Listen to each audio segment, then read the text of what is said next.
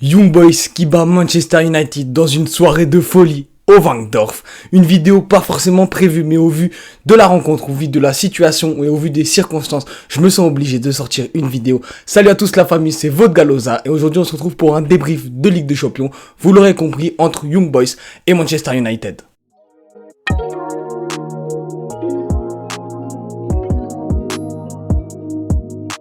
Alors je tenais tout d'abord à m'excuser pour cette vidéo un petit peu en pagaille. Le match s'est terminé il y a une vingtaine de minutes à peu près. Il n'y a pas d'analyse, il n'y a pas de vidéo. Je veux juste venir et déballer tout ce que j'ai ressenti durant ce match. Un match incroyable de la part de Young Boys qui s'est joué sur des faits de jeu, certes, mais qui ont quand même bien commencé le match avec une équipe assez solide qui avait de l'envie, pas de Sebatcheux, pas de Cédric Trezeguet, mais un Mechak Elia qui avait très envie, qui était très entreprenant en ce début de période, surpris par une très belle action, un coup de génie de Bruno Fernandes qui donne merveilleusement à Cristiano Ronaldo. Qu'est-ce que je peux vous dire? 2 matchs, 3 buts. Cristiano Ronaldo, c'est Cristiano Ronaldo, c'est le meilleur joueur de l'histoire de la Ligue des Champions. Absolument rien à dire. Coup de génie, extérieur de Bruno Fernandes.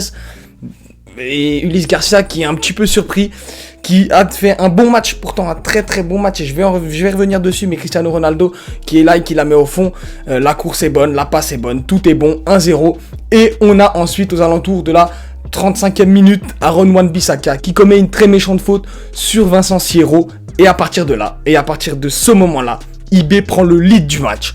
On a une possession un peu équilibrée sur la première mi-temps. Et en deuxième mi-temps, on est sur du presque 70% pour IB. À peu près 30% pour Manchester United. Young Boys a clairement pris les clés du match.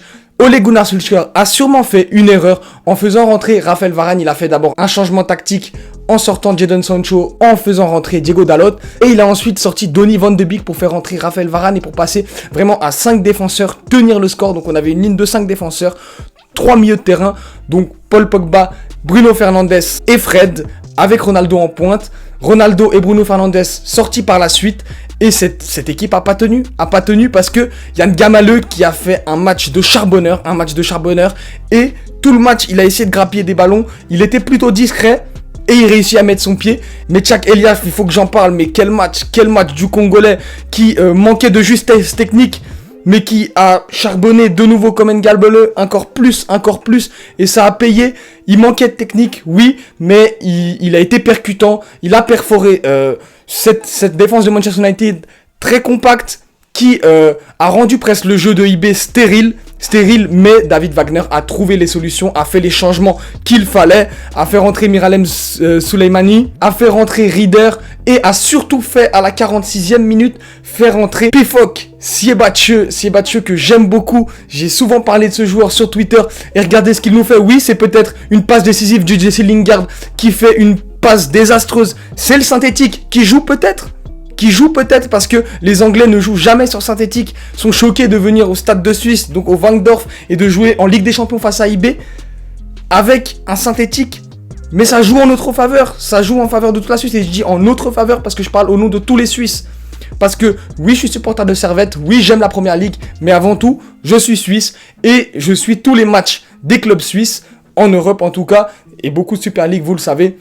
Donc franchement, je peux plus qu'être enthousiaste et j'espère que toute la Suisse a vibré devant ce match, toutes les personnes au stade, tout le monde a été content de ce match.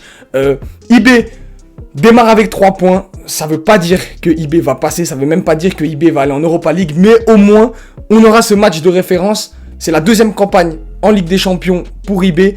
Ils arrivent à battre Manchester United, ils avaient déjà tenu en échec et battu, je crois, la Juventus. Donc c'est franchement une belle victoire, une victoire collective.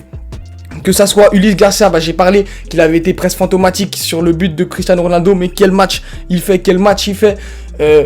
Pareil, Von Balmos, Sierro au milieu de terrain.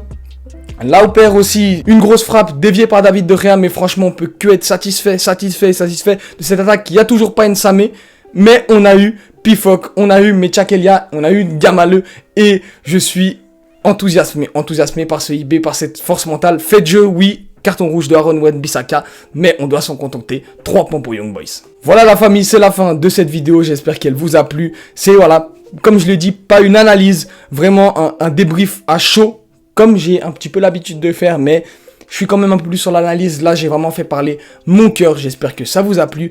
On se retrouve très rapidement pour une prochaine vidéo. C'était votre Galoza. Bisous la famille.